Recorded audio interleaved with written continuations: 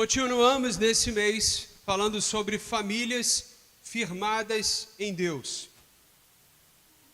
E nessa noite eu queria propor um tema à igreja. Eu queria que você refletisse junto comigo, sobre alguns pontos. O tema dessa noite é o que adianta ganhar a vida e perder a nossa família. Preste atenção nesse tema. O que adianta ganhar a vida e perder a nossa família? Depois de tantos anos de trabalho, estou falando aqui com um público já de idade, não é um público novo, não são pessoas que ainda não ingressaram no mercado de trabalho. Temos aqui pessoas que, pelo contrário, já estão numa longa jornada, e alguns aqui até aposentados 2 vezes, 3 vezes, nem sei como isso é possível, mas é uma loucura. Vai lá Deus saber como, mas o que adianta depois de tantos anos trabalhando, construindo patrimônio e vencendo desafios? Qual é o verdadeiro lucro disso? Pensa comigo. Será que estamos construindo uma vida ou apenas pagando o preço dela? Essas duas perguntas para a gente caminhar nesta noite. E aí voltando ao tema que é o que adianta ganhar a vida e perder a nossa família. Abra sua Bíblia, por favor, em Eclesiastes, capítulo 2. Pausa para a água.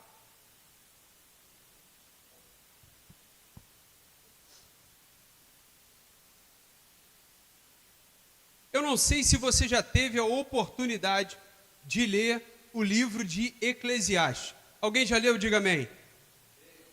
Amém, glória a Deus. Que bom que você já teve essa oportunidade. Viu que é bem curto, né? Eclesiastes é uma maravilha. Muito melhor do que Provérbios. Provérbios é uma luta. Se tu chegar no 119, então, aí tu surta. É muita coisa. É uma quantidade muito grande. Mas Eclesiastes é um livro mais tranquilo. E esse capítulo 2... se você já leu, você vai lembrar. Caso você não tenha lido, eu queria que você olhasse na sua Bíblia. Ele fala de 3 pontos da caminhada humana. Primeiro, a vaidade das riquezas. Capítulo 1, no versículo 1, melhor dizendo, ele já começa falando sobre isso. A vaidade das riquezas. Aí você continua lá no capítulo 12, a vaidade da sabedoria. Aí lá para o versículo 18, a vaidade do trabalho. Então, esse capítulo 2, ele aborda esses 3 pontos: riqueza, sabedoria e trabalho. O autor desse livro, e algumas pessoas direcionam ele para Salomão, e eu também entendo sobre isso, compartilho dessa autoria de Salomão, apesar de outras pessoas pensarem que ele foi escrito depois do exílio e tudo mais. Mas não vamos nos prender nisso. Vamos considerar que seja Salomão. E aí não me deixe esquecer não. Quando a gente chegar lá no céu, a gente pergunta: quem escreveu Eclesiastes? Foi Salomão mesmo? E aí a gente vai ter a resposta lá no céu, com certeza. Mas o autor desse livro, Salomão, descreve a vida humana sem uma perspectiva eterna. Esse capítulo 2, ele vai falar sobre as coisas que são terrenas. E ele faz uma análise do ponto de vista terreno e racional, lógico, objetivo, como todo homem é. Emocional é a parte feminina. E no versículo 22 começa dizendo assim: pois que proveito alguém tem de todo o seu trabalho e da fadiga do seu coração, em que anda trabalhando debaixo do sol. Esse ponto, essa frase, debaixo do sol, eu queria que você anotasse ou fizesse um rabisco sobre ela. Presta bastante atenção sobre isso. A gente vai falar depois. No versículo 23 ele continua: porque todos os seus dias são cheios de dor, e o seu trabalho é desgosto, nem de noite o seu coração descansa. grifa essa parte também. Também isto é vaidade. Versículo 24, e diz assim: não há nada melhor para o ser humano do que comer, concordo, tu vê sabedoria aqui, né? Comer, beber e fazer com que a sua alma desfrute o que conseguiu do seu trabalho. Amém? Galera que gosta de comer e beber, ó, glória a Deus por isso, né? No entanto, vi também que isto vem da mão de Deus. Pois separado deste, ou seja, separado de Deus, quem pode comer ou quem pode alegrar-se? Porque Deus dá sabedoria, conhecimento e prazer à pessoa que lhe agrada. Mas ao pecador dá trabalho, para que ele ajunte e amontoe, a fim de dar àquele que agrada a Deus. Aí a parte de grifar também é essa. Também isto é vaidade e correr atrás do vento. Maravilhoso Deus, abençoa, Senhor, essa reflexão dessa noite e que possamos não apenas ouvir, mas praticar aquilo que a Tua palavra nos ensina, em nome de Jesus. Amém e amém. Pausa para respirar, vida que segue.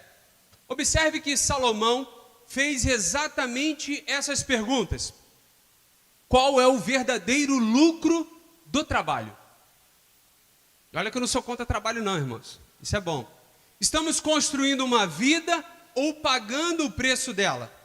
E antes de entrarmos nessa reflexão de hoje, eu gostaria de compartilhar, né, com os irmãos o que descobri sobre essas palavras-chave que eu falei para você grifar. Sobre, primeira delas, debaixo do sol. Significa uma vida terrena, horizontal e material, isolada de Deus. Tudo o que acontece nessa terra está sujeito a três coisas. Primeiro, ao tempo. Eclesiastes 3, você vai lembrar disso.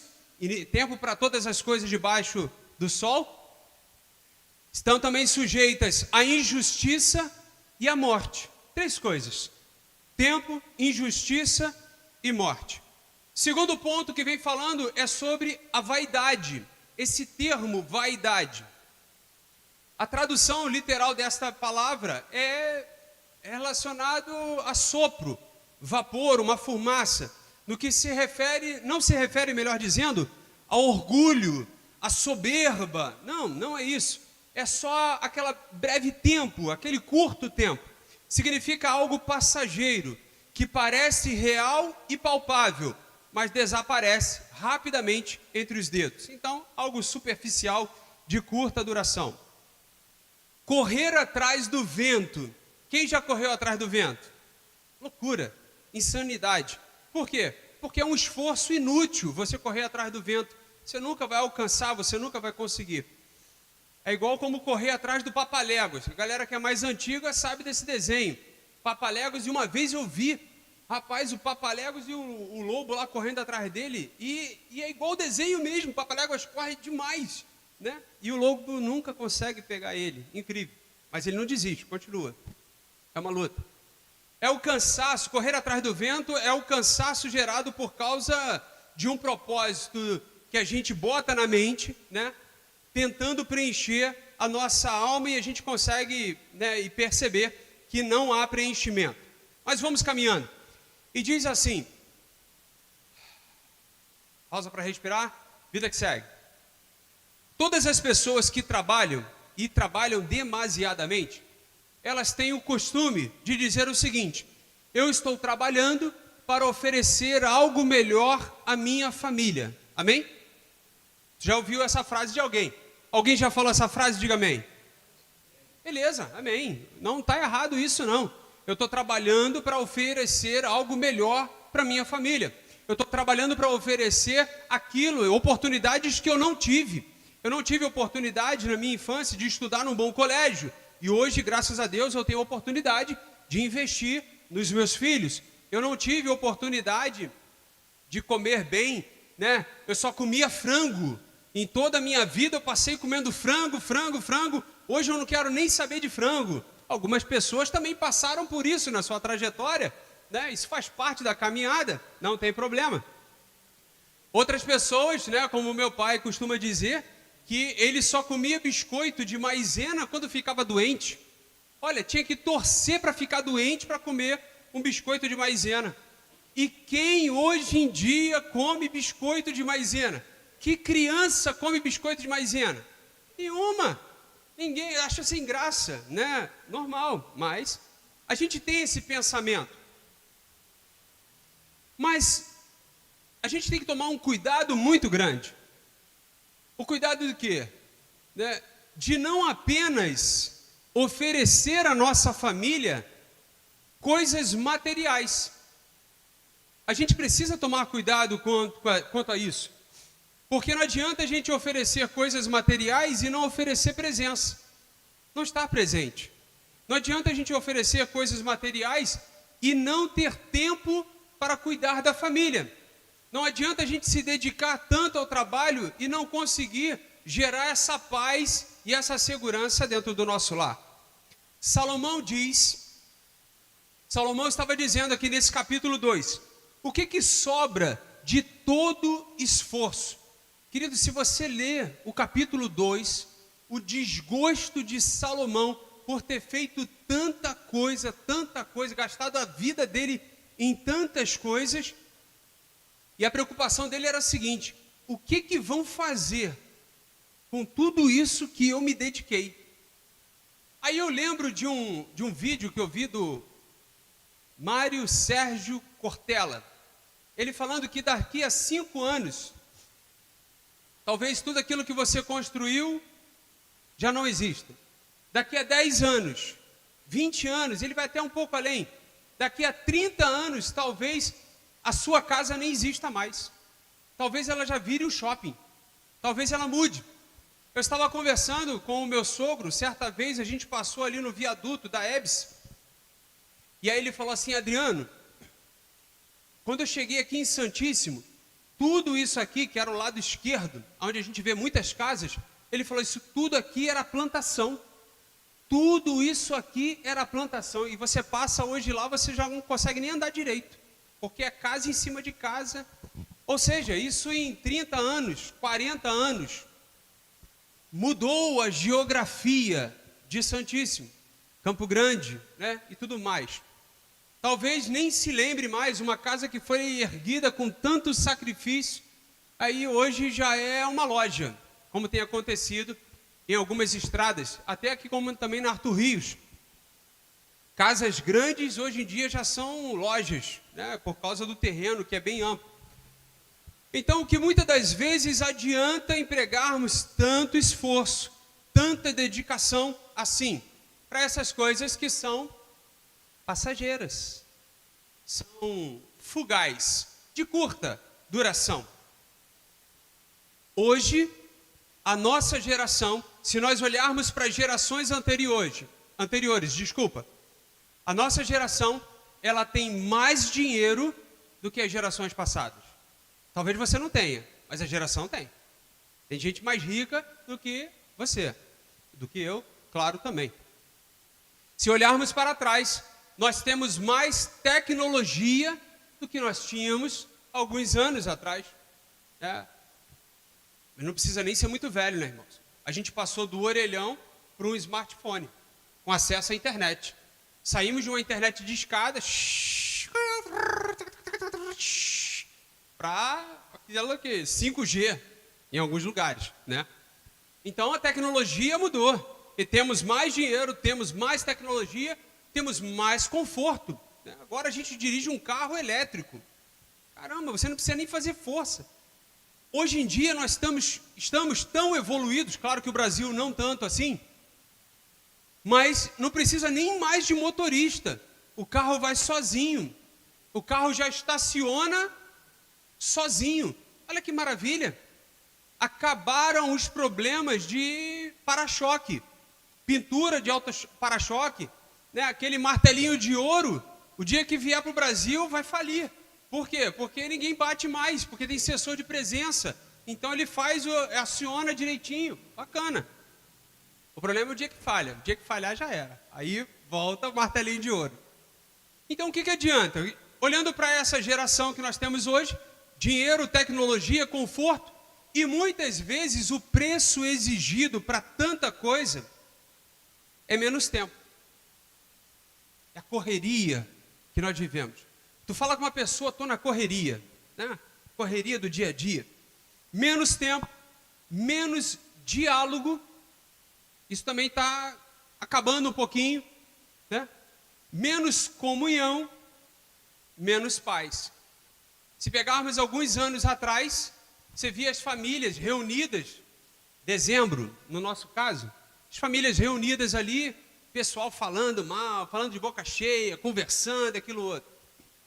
Hoje em dia você chega num restaurante, onde o rodízio é em uns R$ 80, algo do tipo, e aí você para uma mesa repleta e você vê todo mundo assim, ó.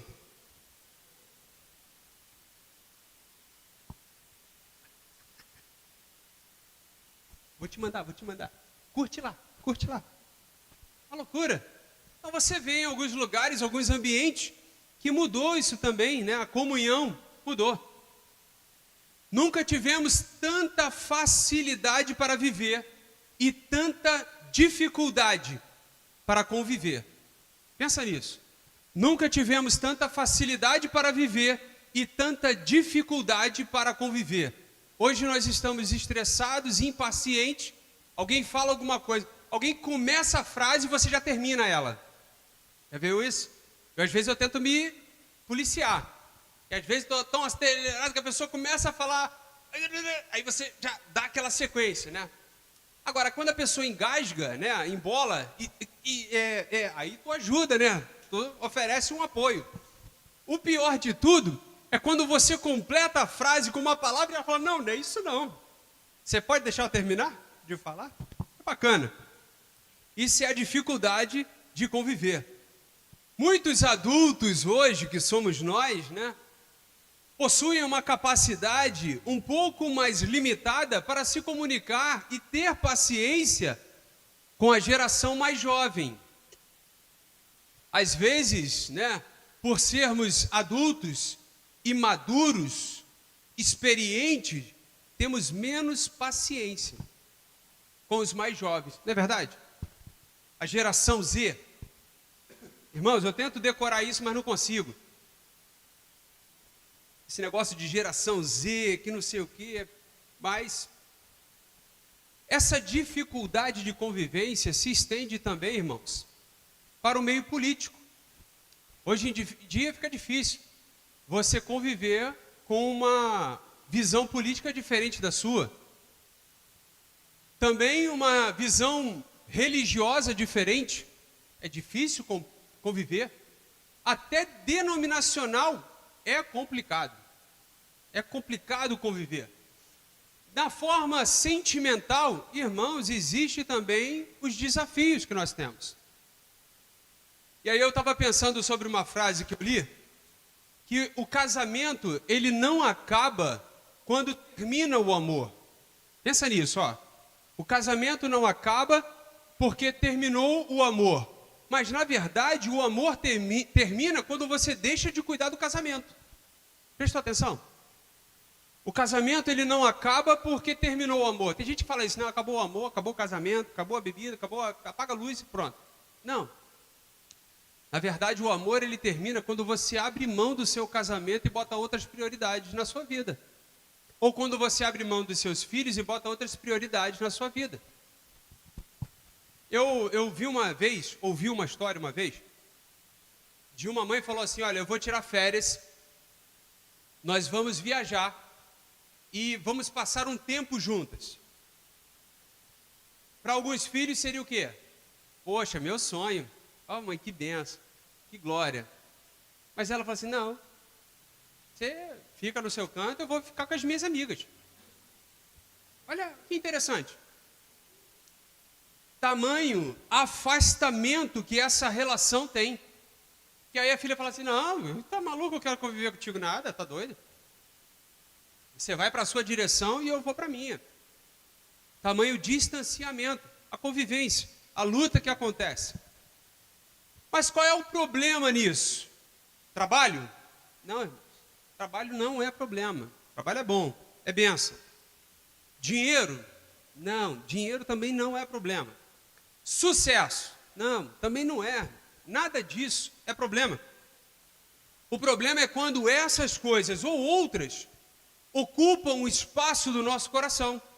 Elas deixam de ser apenas a ferramenta e o meio para alcançar o objetivo e passa a ser os nossos donos, aonde a gente não tem mais direito, passa a ser a nossa prisão. Então o problema não é o trabalho, não é o dinheiro, não é você ter sucesso ou uma profissão bem-sucedida. Não, não é isso. O problema é quando isso é dono do seu coração. Aí, meu irmão, não há espaço para sua família, não há espaço para o seu casamento, não há espaço para os seus amigos, não há espaço para mais ninguém. É só você e o seu trabalho em si. E Salomão percebeu isso. Eu não estou falando de mim, não estou falando da minha trajetória, da minha história. Não, irmãos. Estou falando para você aqui de Salomão. Mas quem é Salomão para falar alguma coisa? Só era o cara mais rico da terra. De Jerusalém não existia um cara tão rico, tão sábio, tão inteligente quanto ele. Um cara tão abençoado ou não, depende do seu ponto de vista. Ele tinha 1000 mulheres, 1000 sogras, 1000 despesas. Olha só, 1 milhão, na verdade você multiplica por 1000, né? Aí 1 milhão de despesas. Mas era o cara mais bem sucedido, era o cara mais rico. Hoje em dia nós temos muita gente que fala de riqueza, mas às vezes não é isso tudo. Eu vi uma vez um cara bem sucedido, e ele falando que um coach desses aí da internet pediu emprestado o carro dele para fazer umas fotos, uns vídeos e tal. Aí ele falou, cara, não dá, né? Aí ele falou, poxa, tem gente que vende uma imagem, mas não é uma realidade. Eu conheci uma pessoa, e aí eu posso falar que eu conheci. Não vou falar o nome dela não, mas fica tranquilo. Eu conheci uma pessoa que andava como eu, né? De chinela havaiana, bermuda, blusinha regata, saía pelas ruas dessa forma. Ia no shopping dessa maneira. Se você um dia me ver no shopping, você vai me ver assim, não desse jeito aqui. Você com certeza vai me ver de bermuda, de tênis ou de chinelo mesmo. Vou tranquilo, largado, de boa, sem problema algum. E aí, conheci essa pessoa e de repente, de um tempo para lá, ela entrou nessa pirâmide, né? Todo mundo conhece e tal, vende cosméticos, essas coisas todas. Não vou falar o nome dela não, mas todo mundo conhece aí. Essa pirâmide que foi a maior bolha aí no passado. Aí ela entrou nesse meio, e aí depois eu vi a rede social dela, que eu tinha ela no Facebook, e aí eu vi a rede social dela. Irmãos, a pessoa mudou. O passado já não existia. Aquele Corsa 1.0, sabe? Não existia mais nas redes sociais. Deu lugar a um Porsche. Aí eu falei, nossa, que isso, fera? Ô, glória, prosperidade é essa? Aí já de terno bonito, irmãos. Coisa fina, não é aquele que eu uso aqui de R$100, não. Não, é coisa bacana. Rapaz, aí no estilo. Aí eu falei, meu Deus, o cara mudou de vida. Aí tirou uma foto, né? Algumas fotos na sacada de Copacabana, né? E tal. Eu falei assim, rapaz, incrível, o cara mudou de vida, performou. Só fachada, irmão. Era só na rede social isso. Então, às vezes você fala assim, poxa, eu queria ter a vida de fulano. Aí você fica mais pobre, mais miserável e fala assim, mas eu atendi o seu pedido. Você não queria ter a vida de fulano? Amém. Agora você tem aí a vida dele. Tá aí, ó. Mas eu abaixei, eu regredi. Mas a vida dele é essa. Você está acompanhando a pessoa pela rede social? Pelo amor de Deus, né? Não viaja. Mas tudo bem. É por isso que Deus não escuta algumas orações que nós fazemos. Você queria, poxa, eu queria ter esse casamento como de fulano. Você não sabe o que é isso. Está pedindo besteira. Não faz isso. Antes de você pedir alguma coisa, pensa direitinho, vê se é isso, né? Eu queria ter o trabalho de fulano. Irmãos, glória. Mas vamos lá, vamos caminhando. Salomão percebeu que o trabalho dele virou fim. Ele percebeu que a produtividade virou a identidade dele. A busca pelo sucesso virou uma prisão.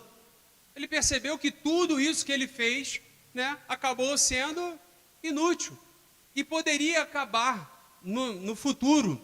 E de fato acabou, né? Para quem conhece a história, teve aí o rei aí, né, da Pérsia que ceifou tudo, acabou, consumiu ali e destruiu tudo o que ele construiu. Mas vamos lá. Aplicação disso na nossa vida. O cuidado que nós temos que ter? É que hoje muitas famílias acabam vivendo assim, dessa maneira, como se não conhecesse o que Salomão está dizendo. Os filhos recebem presentes, amém, um iPhone 15 Pro Max, mas às vezes os filhos sentem falta dos pais. Às vezes os casais dividem as contas. Lá em casa a gente divide as contas, né? Daniele faz as despesas e eu pago.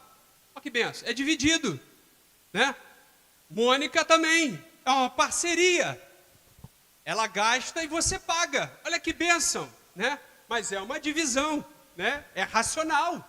A Aline consome, gasta, viaja e aí alguém tem que pagar a conta. Anderson está aí para isso. Glória a Deus por isso, não é verdade? Então, brincadeiras à parte, os casais eles dividem as contas, mas eles não dividem a vida. Eles não dividem os sonhos, né? E aí acaba que, às vezes, o marido ou a esposa tem um dinheiro guardado e o cara não sabe. Ou, né, ao contrário, a mulher não sabe. E aí ela morre e quem vai ficar com isso? O governo, se ninguém souber, né, desse valor, né, e tudo mais. As agendas estão cheias, muitas das vezes lotadas de compromisso, mas o coração da pessoa acaba vazio, ficando vazio. Temos muitas casas aí com conforto absurdo, impressionante. Você chega na TV da casa da pessoa, uma TV de 90 polegadas, que nem existe ainda, mas já está lá. Ó que benção. Está parcelada até Cristo voltar.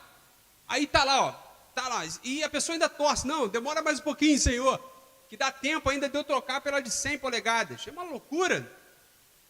Mas nós precisamos entender o que a Bíblia nos ensina lá em Marcos 8, 36 e 37. Quando o próprio Cristo vai dizer assim, o que adianta? De que adianta uma pessoa ganhar o mundo inteiro e perder a sua alma? É praticamente o que Salomão está falando. Só que agora, irmãos, não é Salomão dizendo, é Jesus. Do que adianta a pessoa ganhar o mundo inteiro, conquistar o topo do mundo, seja lá onde ele for, talvez no Everest, algo do tipo, e perder a sua alma? Perder a sua família, perder os seus entes queridos. Tem um filme muito bacana, vou recomendar para os irmãos, ele se chama Clique, do Adam Sandler, acho que é isso, a pronúncia. Irmãos, assista, que vídeo incrível, que filme bacana, que história maravilhosa é essa do Adam Sandler, aonde você vai descobrir depois, eu não vou te falar. Vai lá e assiste. Está na Netflix ainda. O nome é esse, é Clique. Tem um controlezinho, né, remoto, bacana demais. E aí você vai ver, né, essa conquista, essa ambição pelos bens materiais, pela conquista pelo mundo inteiro. E no final da vida, né, eu vou contar o filme aqui para você, brincadeira, vou contar a história de Salomão. No final da vida, depois que Salomão conquistou tudo, fez tudo, ele teve esse pensamento, o que me adiantou ter gastado a minha vida acumulando bens e riquezas? Uma agenda cheia de compromissos e tarefas não significa uma vida plena e realizada. Pelo contrário, é importante sempre perguntarmos a nós mesmos, quem governa a minha vida? Quem governa a minha agenda? Quem governa as minhas prioridades? Quem governa as minhas decisões? Se você é homem e for casado, a gente sabe que é mulher. Ok, tudo bem. Deus perdoa essa parte. Se você for um homem casado e tiver uma filha, se não for a sua mulher governando, é a sua filha que vai governar. Mas tudo bem, tá bom.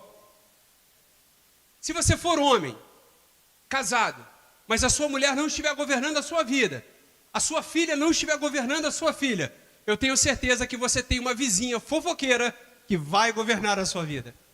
Ela sabe o horário que você entra, que você sai, com quem você anda, o tempo que você dura na... Meu irmão, isso é melhor do que câmera de segurança. Mas é tudo bem. Deus sabe de todas as coisas. Mas é importante que nada roube o lugar de Cristo dentro de nós. A governança que Cristo faz na nossa vida. E eu estava pensando sobre isso, né? E Deus é muito interessante. Se você olhar, né, nas Escrituras, Deus ele dá uma direção para a pessoa. Ele fala assim, olha, vai até aquela porta ali. Um exemplo. Né? Ele não está falando isso nessa noite não, irmãos. Mas preste atenção a um exemplo. Ele diz assim, chega lá naquela porta ali. Aí beleza. Talvez você vai andando aqui pelo meio e chegue naquela porta. Amém? Talvez você pegue esse caminho aqui e chegue até aquela porta.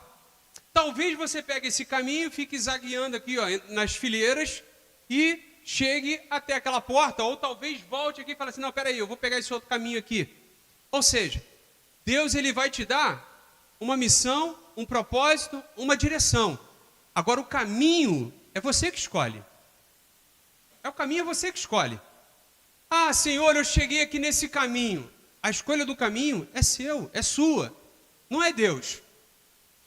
Deus deu uma missão para Moisés. Falou assim para ele, olha, a terra prometida, vou dar essa terra para vocês. Chega até lá. O que eles fizeram? Escolheram um caminho, uma direção. No meio do caminho tinha um mar. E aí Deus vai, eu entendo assim, né? E faço a minha leitura dessa maneira. E Deus repreende Moisés dizendo para ele, diga para o povo que marche. Ué. Aí Moisés fala para ele, poxa Deus, mas o senhor não está vendo esse mar aqui, ó? Olha o mar aqui na nossa frente. Olha o bloqueio aqui na nossa frente. E Deus vem com milagres e sinais no tempo de Moisés, amém? Mas você parar para analisar, nem sempre Deus vai dizer para você, vira para a direita. Agora dobre à esquerda. Siga 800 metros e volte porque você errou, passou da entrada. Deus não é GPS, irmãos. Tem gente que acha assim, acordei, Deus fez isso. Deus falou para pegar essa colher aqui. Deus falou para pegar isso aqui. Deus falou para isso. Não, irmãos. Eu acho que Deus não tem nem tempo para isso tudo. Ele vai dizer para a gente, até, por exemplo, ele vai dizer para a gente, eu acredito que Jesus está preparando para a gente uma terra bem maravilhosa do que essa, nos céus, mas o caminho para isso é obedecermos a palavra de Deus, amém? Esse é o caminho, essa é a trajetória, é a forma como nós escolhemos essa caminhada. Então o que eu queria dizer para os irmãos é que Cristo é o nosso caminho, o nosso objetivo. Agora chegarmos até Cristo depende da gente, das nossas escolhas. E acredite, ela não está baseada nas riquezas dessa terra. Se o objetivo nosso for conquistar as riquezas, né, o topo, o sucesso, o lugar mais alto, talvez a gente chegue à conclusão de Salomão. Gastei a minha vida construindo isso tudo e depois, para quem vai ficar? Às vezes seu filho, seu neto, sua esposa ou seus entes queridos aí, depois vão vender tudo e viver em outro canto, em outro lugar. E você gastou a sua vida pensando nisso. Morreu por essas coisas. Então não gaste muito mais tempo daquilo que é necessário. Amém? Somos a geração mais conectada da história. Nunca tivemos acesso a tanta informação, tantos recursos e tanta tecnologia. Estava conversando com a Amanda e falei assim, Amanda, você conhece, vindo para cá, você conhece banca de jornal? Aí ela falou assim, sim. O que tem lá, Amanda? Jornal. Eu falei, porque isso é óbvio, né? Tá? A palavra diz. Mas o que tem lá na banca de jornal? Você já viu uma banca de jornal? Como é que é? Ela, não sei, nunca vi. Irmãos, Amanda nunca viu. Amanda tem 10 anos. Nunca viu uma banca de jornal. Agora eu pergunto para você, quantas bancas de jornal você já viu hoje em dia? Antigamente tinha em cada esquina. Você tropeçava, era uma banca de jornal. Está com dúvida para onde você vai? Pergunta ali ao jornaleiro ali, ó. Ele sabe aonde é. Era assim. O cara mais confiável era o jornaleiro. Ele te falava qual era a rua. 2 ruas para lá, 3 para cá, 5 para lá e pronto, chegou. Hoje em dia quase não tem mais Hoje em dia você precisa conhecer as matérias do dia, se abre a internet e você já vê ali quais são as notícias no mundo. Aconteceu agora, você já sabe. Antigamente era o jornal, a matéria do dia seguinte. 4 horas da manhã já estava lá impressa a matéria. Hoje em dia não, irmãos, é instantâneo. Aconteceu agora, ao vivo. Estamos aqui ao vivo, nessa desgraça que acabou de acontecer aqui atrás. Pronto. É o que você acaba vendo, né? Às vezes até com informações erradas, mas tudo bem.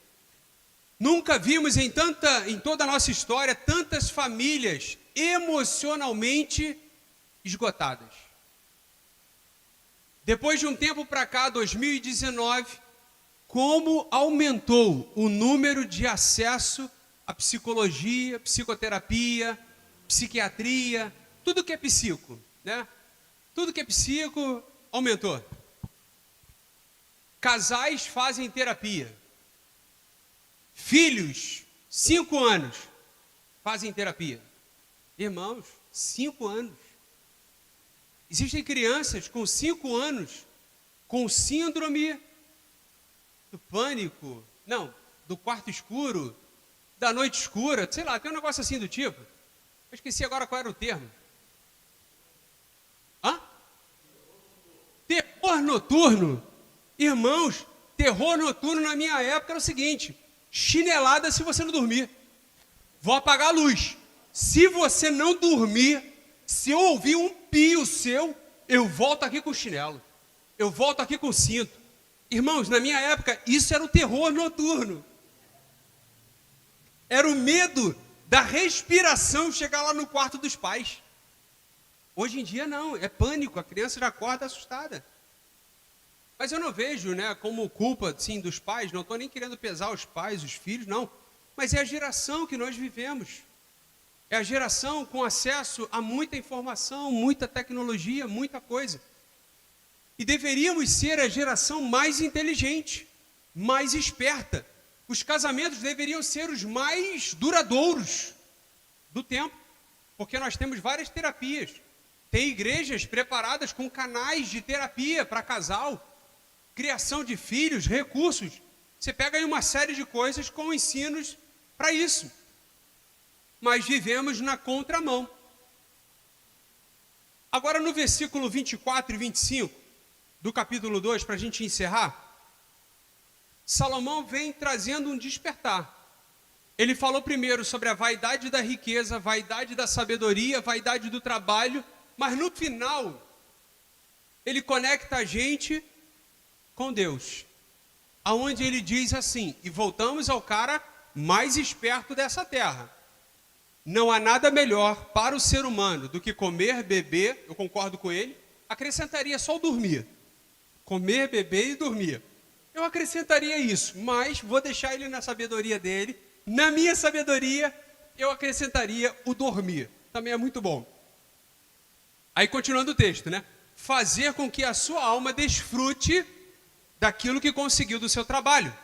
No entanto, vi também que isso vem da mão de Deus. Pois separado deste, quem pode comer ou quem pode alegrar-se? Porque Deus dá sabedoria, dá conhecimento e prazer à pessoa que lhe agrada. Irmãos, Deus dá.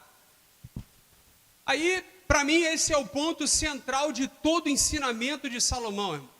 Para mim, ele falou essa verdade aqui, eu comprei essa verdade absoluta. Que a presença de Deus é tudo aquilo que nós precisamos, de que esta terra precisa, a nossa sociedade precisa, os nossos governantes precisam, este mundo precisa. Então o problema nunca foi trabalho, irmãos. O problema nunca foi essa tecnologia toda que nós temos.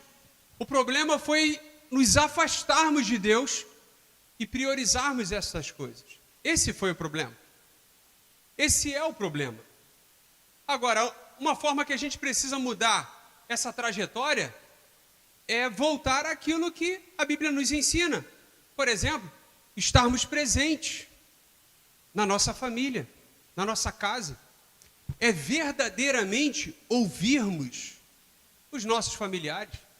Não só fazermos ouvido de mercador, como às vezes acontece. como alguns irmãos estão fazendo aqui agora nesse momento, mas não tem problema. Mas é estarmos presentes, é prestarmos atenção no que está sendo dito, é conversarmos com diálogo mesmo. Hoje, se você começa a falar com uma pessoa, ela já te atrapalha e quer falar a opinião dela, quer falar alguma coisa. Hoje é até difícil você desabafar com alguém, porque a pessoa já quer falar, dar uma opinião sobre, eu acho que você tem que mudar isso. Aí você, mas nem comecei a falar. Espera um pouquinho para você dar o diagnóstico, doutor. Calma aí, espera um pouquinho. Escuta um pouquinho.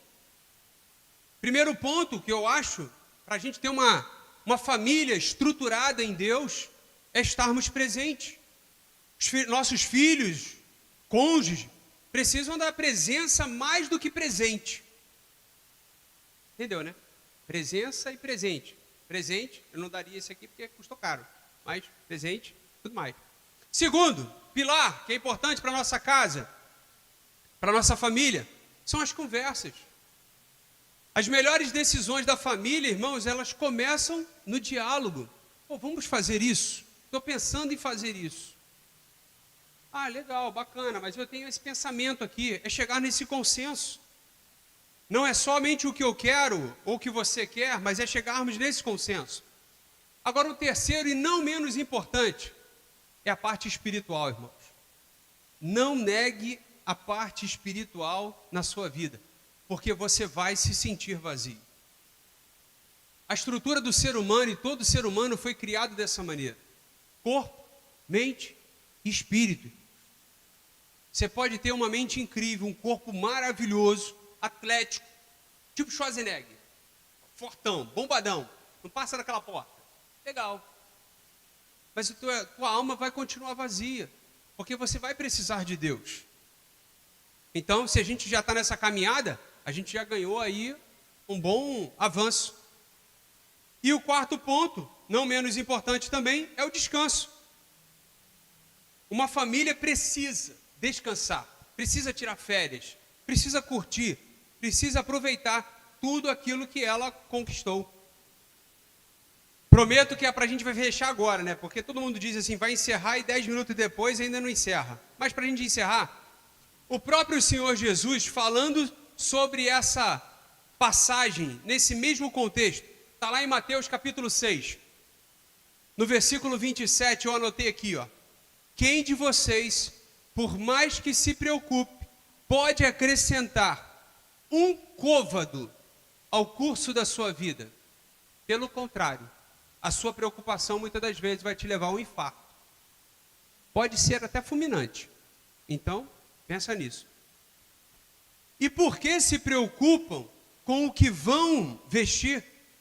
Observem como crescem os lírios do campo. Diferente de nós, eles não trabalham, não fiam. Eu, porém, afirmo a vocês, aí Jesus conecta, nem Salomão, em toda a sua glória, se vestiu como qualquer deles. Ora, se Deus veste assim a erva do campo, que hoje existe, amanhã é lançada no forno, não fará muito mais por você? Pensa comigo.